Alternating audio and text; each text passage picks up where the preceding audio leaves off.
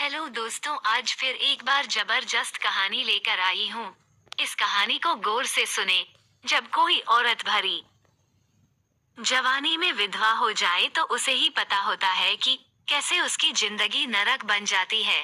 जैसे भूख के लिए खाना जरूरी है, वैसे ही शरीर के लिए संबंध बनाना भी जरूरी है। विधवा औरत का दुख कोई नहीं समझता। धर्म कर्म में विश्वास करो, किसी को देखो नहीं, किसी को घूरो नहीं, अच्छे अच्छे कपड़े पहनो पर वो सब मत करो। पर मैंने समाज की इस नियम को तोड़कर मैंने पति के जाने के बाद अपनी सुंदरता को बरकरार रखा और जो मन में था वही किया है।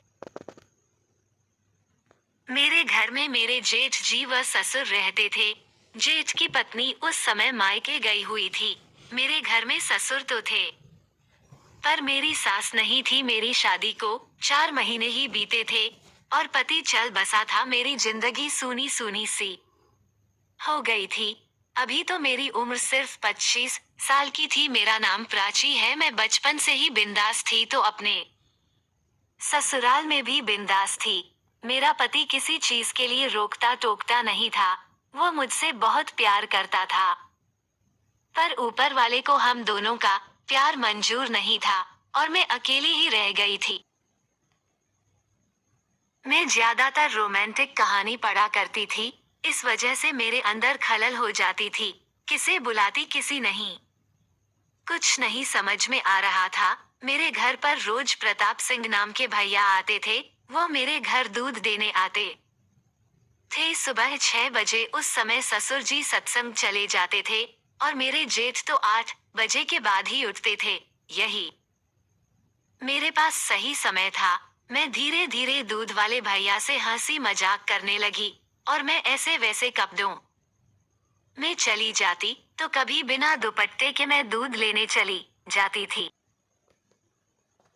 वो कभी मेरे उभरे हुए बदन को देखता तो कभी मेरी नाभि को। मैं भी जब उससे बात करती तो मस्त अंदाज में बात करती थी। उसने शुरुआत की, भाभी आप बहुत अच्छी हो। मैंने पूछा क्या अच्छी हूँ, तो वो बोला भाभी आप बहुत सुंदर हो और आप एकदम मस्त औरत हो। पर आपको देखकर मुझे दुख भी होता है कि आप भरी जवानी में विधवा हो गई। आप दूसरी शादी क्यों नहीं कर लेती?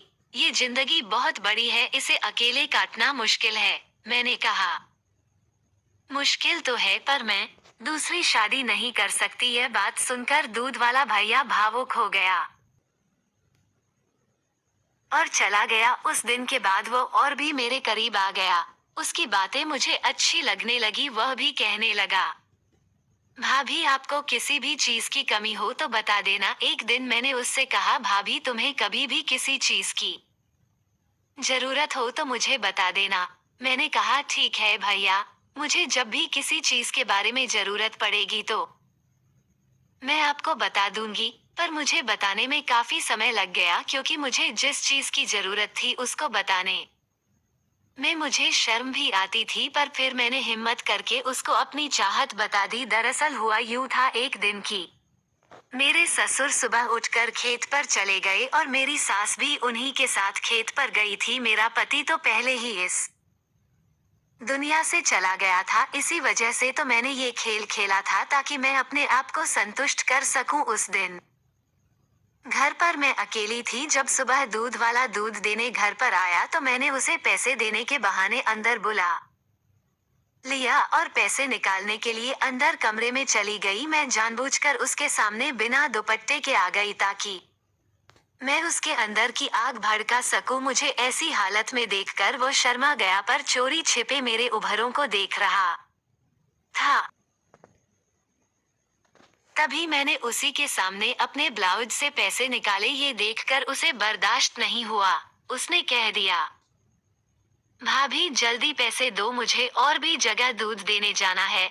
मैंने उसको पैसे दे दिए। वह पैसों को बिना गिनी जाने लगा तो मैंने उससे कहा कि भैया पैसे तो गिन लो, नहीं तो फिर आप बाद में कहोगे कि पैसे कम है। मेरी बात सुनकर वह पैसे गिनने लगा। मैं उसी के बगल में चिपक कर खड़ी हो गई और अपने उभार उस पर सताने लगी। मैंने पैसे छुट्टे दिए थे, इसलिए उसे पैसे गिनने में काफी देर लग रही थी। जब उसने पैसे गिन लिए तो वो फिर से जाने लगा। मैंने उसका हाथ पकड़ा और अपनी ओर खींच लिया। वो ये कहते हुए मुझसे हाथ छुड़ाने लगा कि मुझे अभी बहुत जगह दूध देने जाना है। मैंने उससे कहा, पहले तुम मुझसे 2 मिनट बात तो कर लो। दूध वाला तो मुझसे सही से बात ही नहीं कर रहा था। वो तो बस जाने के लिए बात कहे जा रहा था। मैंने भी उसे छोड़ दिया क्योंकि मेरे ससुर खेत से आते नजर आ गए थे। पता नहीं आज मेरे ससुर खेत से इतनी जल्दी क्यों आ रहे थे। अच्छा मौका था आज मौज मस्ती करने का। खैर मैंने उस दिन उसे जाने दिया। फिर एक दिन मुझे मौका मिल गया।